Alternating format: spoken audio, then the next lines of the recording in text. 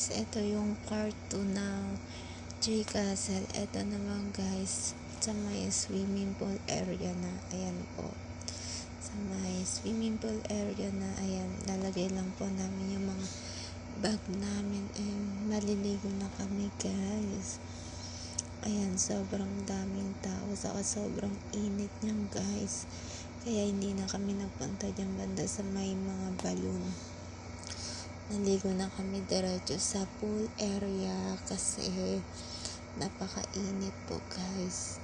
Kaya yan, diretso na kami sa may swimming pool. Hindi na po kami ng mga balloon dyan. Kaya diretso na po kami sa may swimming pool area ng J Castle guys. Sobrang ganda po. Tingnan nyo, ang ganda po ng view. Kitang-kita po yung castle. Ayan po yung mga mga pa-game nila.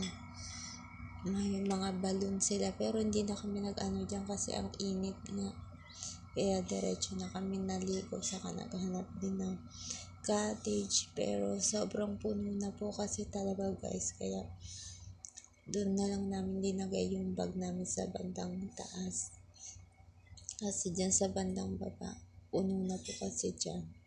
Tingnan nyo naman, sobrang daming tao, saka ang daming nag-trip po araw-araw dyan sa J Castle. Pero ang ganda ng view nila. Siksikan nga lang po yung tao kasi sobrang dami pong naliligo. Ayan. Diyan naman meron silang locker, kaso yung locker guys masyadong puno na, kaya hindi na rin namin nailagay yung mga gamit namin dun. Ayan, maliligo na po kami guys. Ayan po yung pool area nila, sobrang lawak po yan, infinity pool po yan guys, at sobrang ganda. Ang ganda po talaga yan guys. Diyan sa bandang pool area nila, tingnan nyo naman ang ganda ng view. Sobrang ganda po ng tanawin. Buti na lang guys, hindi na umulan dyan nung naligo kami dyan sa may bandang pool area.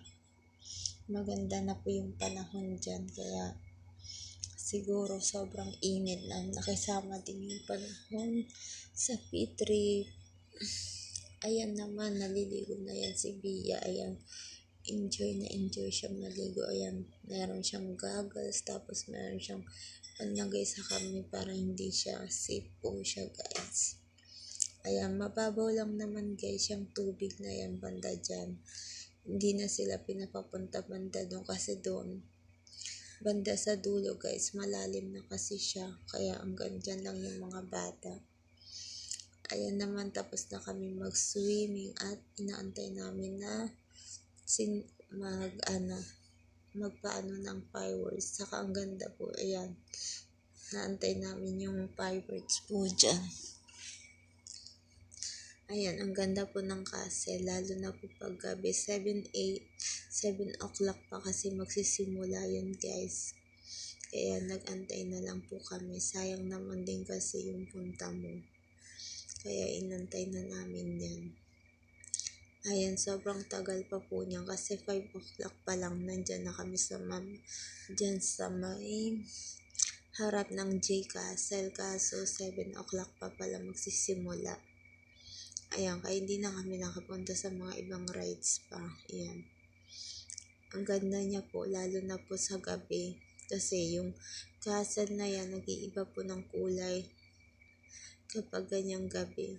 Pinapailawan po kasi nila, lalo na pag gabi. Ang ganda po talaga yung fireworks na maganda mapanood mo, para ka talaga pong nasa Disneyland.